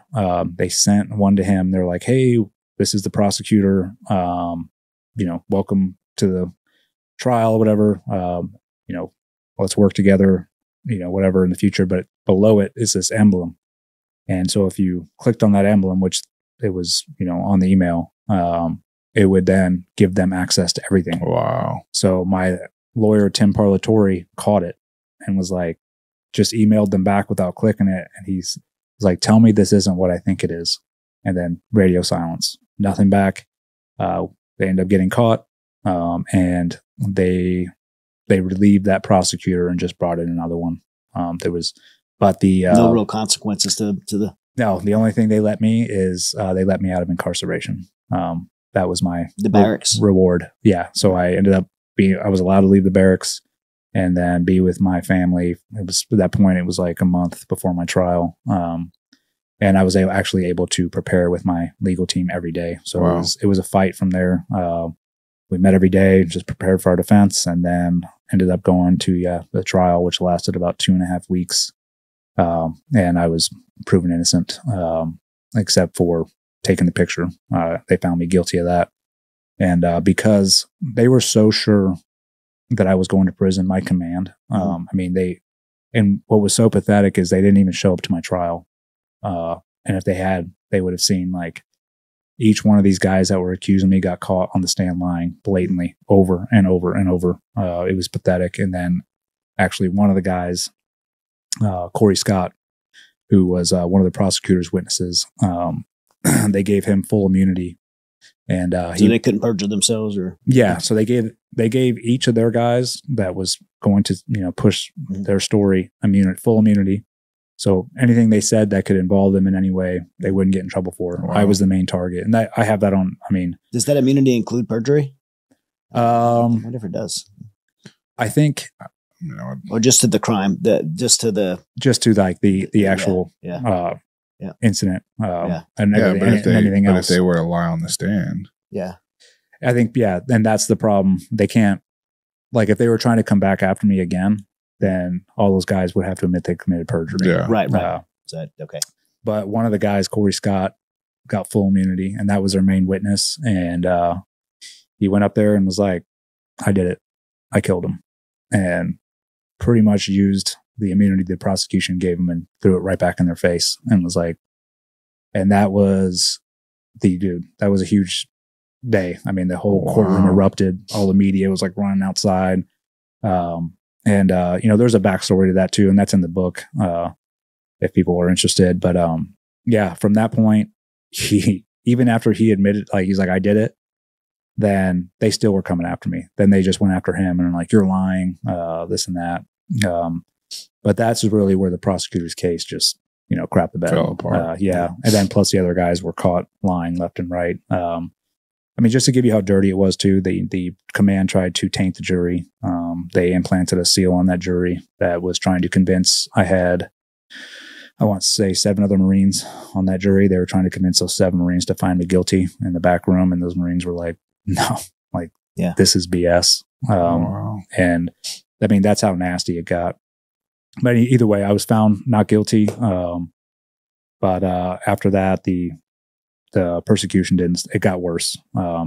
Because I was found guilty of taking a picture with a dead terrorist, they threw the book at me. They tried to take away my retirement. They bust me down to E1. Like my 20 years never existed. And so we fought that. Trump actually got involved again. And he was like, no, he's retiring with everything he's earned. I think he tweeted that he actually called me with Pence and was like, we're not letting this happen. I was like, thank God. And then once he did that, then the teams tried to take away my trident. They were like, we're going to take you to a Trident Review Board and remove your trident. I was like, at this point, and what I explained before, it was the Navy's ego versus Trump's ego. And I was just a football being thrown back and forth at this point. But Trump tweeted again, was like, you're not taking this trident, get back to work. And so eventually they let off. And I was able to retire, in 2019. So yeah, it was, shortly after the trial. Yeah, probably like 5 or 6 months after the trial. So I was sort of like in this purgatory stage of like just being messed with by the command. What'd you do for work every day? Nothing. So I had me reporting to supply again. And so all I did, I had so much leave saved up. I'm like, my family was in Florida. Yeah. So I would just be like, hey man, I'm going home for 2 weeks. Let me know what you need, but here's the games they would play. They'd be like, okay, yeah, go ahead. And so I would fly back and then I'd get a call the next day being like, you're UA. Like we didn't sign off on your leave chit, even though they did. Mm-hmm. So that it was like just nasty little games where they were trying to get me wherever they could. And it was sad. It was just sad to see. Sad to see leadership acting that way, having no backbone. And I knew like some of them knew what they were doing was wrong, but they were just following orders from way up above. Yeah. Yeah. But, during that whole process is when I was actually locked up, I was telling my wife about all these kids and all these that were locked up in there with me and, just the amount of injustice. And obviously we saw it all drinking through a fire hose and just how corrupt the UCMJ is. And so we decided we wanted to do something about it. And that's where my wife and I both started the Pipe Hitter Foundation. And that's pretty much what we do. We first were like, hey, we're going to support active duty military. But then we quickly were like, you know what? We need to be also law enforcement and first responders, people that raise their hand to serve this community or their communities or this country. So we pretty much support all 3 of those. And we raise money for their legal defense. So if they're being unjustly accused for doing their job, which has happened to law enforcement over the past 3 years, big time, we step in, we raise money for the legal defense. We provide emergency relief aid for their families during that time because it's very stressful. We also have an advisor that will help. We do not provide lawyers because that's where it gets too incestuous. But we do have like a list of vetted lawyers. We're like, hey, you can call them. And we also go advocate for them on certain news outlets, social media, everything to get their story out. Because as we know, the law enforcement especially get demonized. Yeah. That way that, there's not one side of the narrative, right? Exactly. Yeah, that's so, man. Yeah. It's such great work. And, like some of the greatest organizations out there, Mighty Oaks is the organization I lead in. It comes from me not having that source of help that when I got the help that I needed, I'm like, other people need this, I want to pay it forward. And so I think some of the best like the Pipe Hitter Foundation, like you didn't have what you needed in place. Your wife had to fight for it. And now just to make it more convenient, more available for other people that may be in need. And I love seeing that. And I mean, that's like, I think that's just the purpose and life in general is to, you want to serve others, but like you can serve, like if you're going through a hardship and you were able to make it through that hardship, it's on you to pass off that knowledge and experience to others. So, because everyone faces some hardships in their life. And I know there's multiple problems out there, and like what your organization is doing is amazing. I mean, just with the veterans and everything, transition and all that is very difficult. And then ours is like, it's a slice of the pie that I wish didn't have to exist, but it does. So necessary. Yeah, it's necessary. So yeah, that's the one way we can do our part is, helping others. And how can people support it? So, you can go on, pipehitterfoundation.org. We have, on there, it shows everybody that we're supporting, and their stories. So you can click on each individual if you want to donate to that individual, or you can donate to the, nonprofit as a whole, because all that money is used, believe me, because there's one thing that we learned when you're going through that is the only rights that you have, and this is in civilian or military, are the ones that you can afford. If you do not have a good lawyer, you are screwed. They will run all over you. So you're working against the government. Exactly. Whether it's local government or federal government, you're working against the government that doesn't have a budget. Yep. So so I mean, all that money goes directly to the individual that we're supporting. We take 10% for all the admin and logistics and background. But and then I want to talk about the book too. I guess what's the whole story of the book? I mean, what can people expect from it? Where can they get it? Sure. So you can go on Amazon. We have Audible, on which you read. I read. So the one critique or comment I got when the Audible came out was somebody said, "You sound like a kid in the back of the class I got picked on to read and doesn't want to." I was like, awesome. But yeah, it's and then also the EddieGallagherBook.com. You can go on there and get one for sure. But yeah, the book entails obviously what I just briefly went over. I mean, and there's so much more involved in there. We would sit here. I mean, I know you did Sean Ryan. I did as well for 5 hours, and I still didn't get everything out in that time.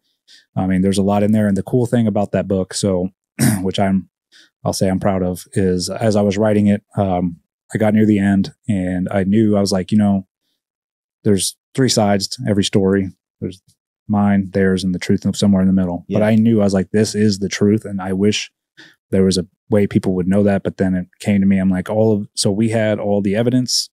We had all the NCIS interviews. We had everything. And so as you're reading that book, there's QR codes in there, and all you got to do is click on that and you can watch it all for yourself. You can make your own decision, and you can sit there and listen to everything. And that's the way I wanted it. It's because there had been such a narrative put out there already. And I wanted people to critically think on their own. And so you are able to look at all the evidence, all the NCIS interviews, all the court documents, everything, as you're going through. And I mean, I think that one, and that's why it is banned on every military base. It's banned from all these other liberal sort of outlets because the truth is in that book. And that's the one thing that they're scared of, is the truth. Did you have to send it to the Pentagon? I did. I sent it for a review that took about 7 months. Same with me. And like the stuff they took out of there was ridiculous. I didn't put anything that would be classified, but I think they have to justify their job. So I think I said the vanilla teams. And they crossed out vanilla. I'm like, okay. They probably thought it was some secret. Yes. But it's like a running joke. But yeah, I mean, and the book's been out for, I think, 4 years. But I definitely encourage everybody to get a copy. And then, support the Pipe Hitters Foundation, pipehittersfoundation.org. And then you have your own podcast that Shoot Me Straight. Shoot Me Straight. I just started that a year ago. I really do like doing it. It's a lot of fun. It is. So you get to actually sit down and conversate and not have to there's no other distractions. So we put an episode a week. And we have guys and girls on that have everybody has a unique story. And everybody has a background of they've overcome hardships. And that's what we try to get to. So the listeners can take something from that. And hopefully add it out to their life. We need to be talking more. There's not enough communication going on in the world in this age of social media we live in, where we can just sit behind a computer and type at each other. And, whether or not you agree with the person or whether or not that really doesn't matter. We need to be talking about some of these things so that there is enough information for people to actually make their own decision and to glean some potential wisdom, experience, insight from those stories. That's the whole point of it. For sure. Yeah. So, I mean, yours, man, amazing story of resilience. I mean, I'm curious as a takeaway for the listeners and viewers, what would you say, how were you able to just maintain taking a step every single day? I mean, what was your mindset for that? Well, first and foremost, all glory goes to God for that. Yeah. I get compliments all the time from my teammates and everything. They're like, dude, the way you handled yourself through that, you were very stoic and didn't show anything. And I'm like, dude, if you could have taken a look inside my mind of what was actually going on, but that was the power of God. That He gave me the strength and gave my wife the strength to battle the government and the media. And I mean, that is, if you're not, I don't know. And I know it's hard to talk to like non-believers or, not, people that are questioning it, just like the strength that Jesus has and God has. But I'll tell you, man, there's nothing like it. And I'll even say this, even after I got out, I sort of drifted apart again, because, I was going through a rough time. I had dealing with transition and then also all that stuff. And I ended up going to, Operation Restored Warrior, which is a very similar organization to Mighty Oaks. I would think it's probably the closest thing to Mighty Oaks. Yeah, I'd say out there. That, I mean, not only like restored my faith, but showed me like you cannot. I talk to Him every day, all day, and that's what I'd say over the past 2 years I've been doing the best I ever had, and that's without anything else. It's just Him guiding me through, and and then I guess for like non-believers, or they're questioning it, I would say just having like a no quit attitude. I mean, there is a light at the end of every tunnel, no matter how dark you think things are getting. Especially for veterans out there, for the guys from our community and everything else. The suicide epidemic is just astounding, and I would say for those guys, man, like, you made it through some of the hardest military training in the world, and I know it's not easy getting out, and I know it's a very difficult process, but if you could just use that same mentality and drive when you get out, knowing that it's pretty much another selection process when you get out. It's just it's more mental than anything. Yeah. But if you just use that same attitude and drive and that no quit attitude, you're going to get through it. And then talk to people, communicate. That's huge. I think you just covered all four of the pillars, right? Mind, body, spirit, social. Yep. You have to have the right mindset, perspective. Maybe you got to take care of yourself. You got to be healthy and socially. You got to be surrounded with the right people and talk to people, and then spirit. The spiritual pillar to me, and I think learning from you is the strongest one, right? You have to have a strong foundation of faith, because when all those other things go away, you can take away your mind and your body and your friends, but if you have that strong relationship with Jesus and can lean on that faith in those darkest moments, you're gonna be able to push forward. Yeah, it'll get you through anything. Yeah, man, I'm super thankful for your boldness about your faith, because that's a big part of who I am, and I think who people that listen to this show is, and I know your wife's not here, but very proud of her courage to stand by you during that time, and just show that that strong military wife and that leader and your kids for enduring that, and the fact that your family would, through all that, continue on to go serve, and your son being over at BRC right now is just incredible. And I'll say something on that real quick. I guess I get hit a lot for how could you let your son join after what happened to you and under this current administration, blah blah blah. I'm like, listen, there's one thing you can count on in the military, and that's change. Stuff's going to change around, but the one thing is, like, we need good men and women signing up to protect this country, to serve this country, and I don't care what the agenda is that's being pushed down at the time. You need the right people in there, with the ones that are brought up with the right values, and they don't lose those values when they join. Yeah, it actually spreads through the enlisted ranks, right? And that's where I stand on it. I'm like, I don't think there's a great honor than serving this country, or service in general, right? But service in the military, and I would never tell anybody not to. That's awesome. Yeah. Wait, man, we got some, like I said in the beginning, we got some great sponsors for this. Smith & Wesson sponsors the show. Midas Gold Group. veteran-owned precious metals company. Nice. And when I say veteran-owned, James Clark, he's a Marine, started this company, and or his father started it, and he runs it now. It's with gold and silver. You know, the apocalypse may be coming. You got to have some tangible gold and silver and lead. But he has gold and silver, and want to make sure you had give you one of these silver eagles. Heck yeah. A piece of silver there from Midas Gold. And if anybody listening wants their own, if you go to MidasGoldGroup.com and you mention my name, you'll get some silver as well. And you could get prepared and get your own gold and silver. Gators glasses. We will let you pick out a pair, but Gators glasses, I'm sure you wore your share of Gators before. The Navy SEALs official sunglasses. Yeah. But Gators is awesome. We're really good friends with all the folks at Gators, and they're sponsored the show. And so basically you pick what pair you want. Oh, I appreciate that, brother. And they'll Scott over at Gators will send you a pair. And so we'll get Gators. We got a Mighty Oak swag bag. And it's got cool hat in it, some books. I got your book, so I get one of mine. I appreciate that. Yeah. Bag. I don't have any Sean Ryan gummies, but did you eat them all? I did. I didn't have any left to share with you, but yeah, those are some good gummies. They're good gummies. Yeah, everybody's ridiculous. Everyone's like, "Hey, man, you were on the Sean Ryan show. I just heard it," and I think they're gonna ask me about the show and the experience and everything. They're like, "How are the gummies?" That's all. They're actually ridiculous. Like they're good. Yeah, it's so funny. Yeah, but man. Dude, thanks for being on, brother. Man, I just want to say, man, thank you for inviting me out here and let me be on this podcast. Like I said, bro. I told Sean that I think yesterday on the phone, but over like the past 3 years, running around doing stuff, your name gets brought up more than anything around people. I like, hey, dude, you should link up with this guy. Like, you guys, you guys have sort of the same mentality and everything. And then I heard you on Sean Ryan, and I was like, dude, this guy's awesome. That's when I DM'd you, because just your story and what you're doing now is phenomenal, man. And there needs to be more men like you out there pushing it, especially with your background. We need more of it, man. There's more guys that have served over the past 20 years and have seen and experienced the worst of life and also seen the best of it, who have a more broad background to actually bring people to Jesus.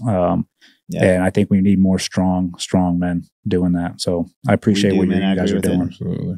I agree with that wholeheartedly, and thank you for that. And man, I felt the same when you reached out to me. I'm like, oh man, I've been following you forever in your story, and like I said, because of your wife, and it's just been when you reached out, I'm like, got to get you on the show. So heck yeah. Now we're gonna do some. We're gonna go eat. Gonna go shoot some guns. And I want to go to Florida and go fishing. Yes. Oh yeah, we'll get you guys down there for sure.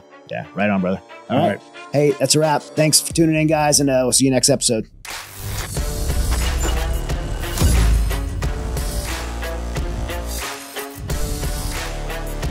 What's up, guys? Sean here, one of your hosts at Resilient. Thank you for watching the show. If you haven't already, make sure you subscribe so you don't miss any bonus content and future episodes. We have some amazing guests that share their story of resilience, and you won't want to miss it.